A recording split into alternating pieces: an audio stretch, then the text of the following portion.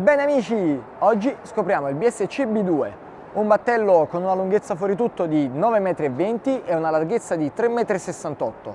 Noi ora faremo una passeggiata a bordo per scoprire l'allestimento, ma voi come sempre ricordatevi di lasciare un like a questo video e commentare con la vostra opinione.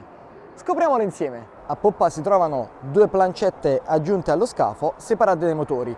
Motori che vede in questo caso una coppia da 250 cavalli fornita da Honda, ma la motorizzazione massima complessiva può arrivare fino a 700 cavalli. Vedete, l'estensione delle plancette ci consente di sfruttare al massimo l'area di poppa. Qui c'è una comoda maniglia generosa in acciaio con relativa scaletta di risalita scomparsa all'interno della vetroresina.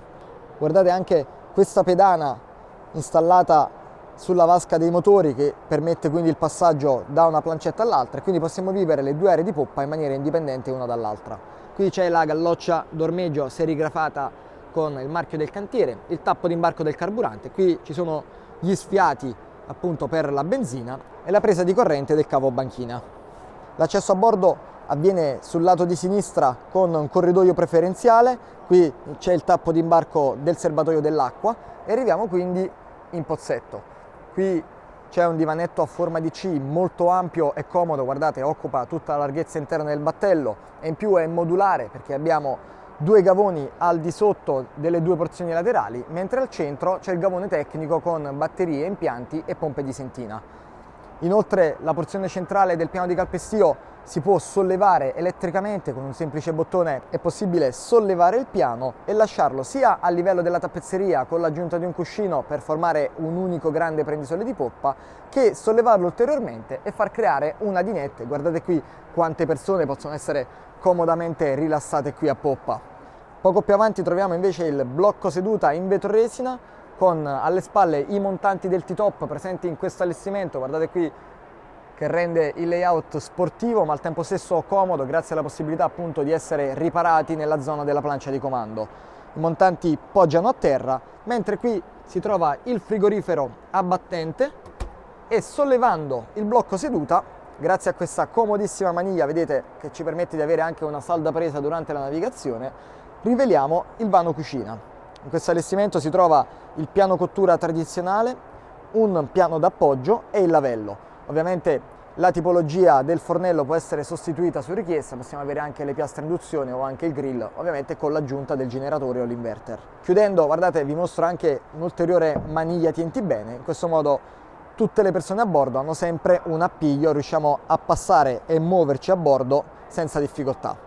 Qui vi mostro sui lati del blocco, su entrambi i lati si trovano dei portelli molto comodi per stivare il materiale e poter anche ispezionare il motore del frigorifero. La seduta di comando vede due poltroncine in monoposto con booster regolabili, in questo modo possiamo scegliere se governare in modalità tradizionale oppure utilizzarli come poggiareni.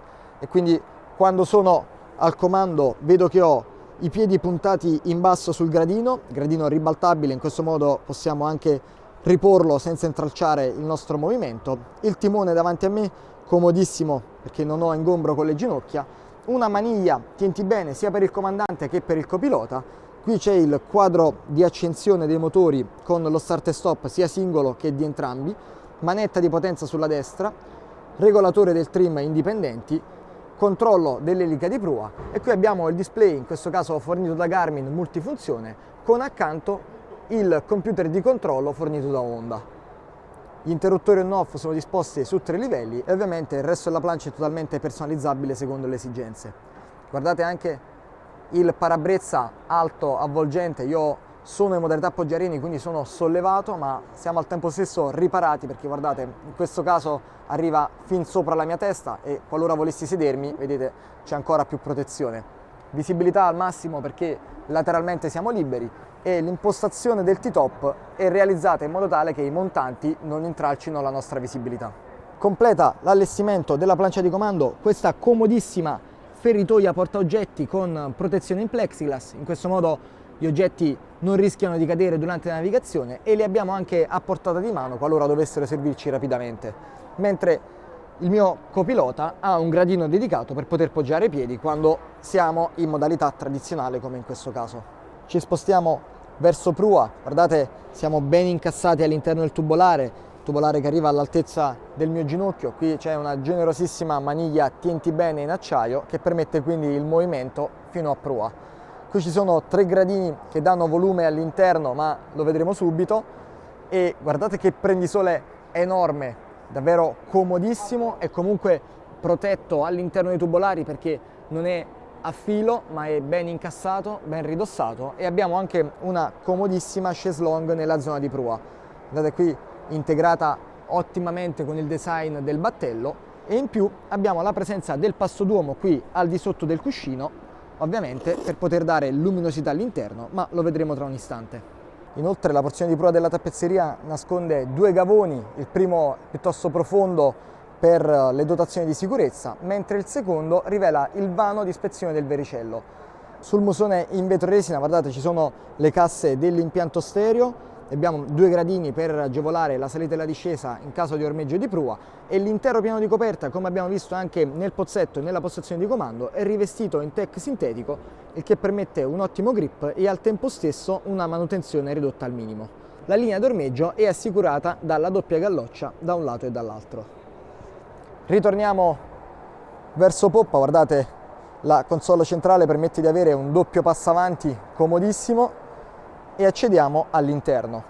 La cabina si trova con ingresso sul lato di sinistra della plancia di comando, abbiamo un primo gradino per ridurre il dislivello e una zona di disimpegno con mobiletti sul lato di sinistra. Guardate, qui c'è il quadro dei contatti elettrici, un mobiletto per stivare il materiale, l'oblò sulla sinistra con relativa vetrata, vedete, elegantissima per fornire luminosità e areazione.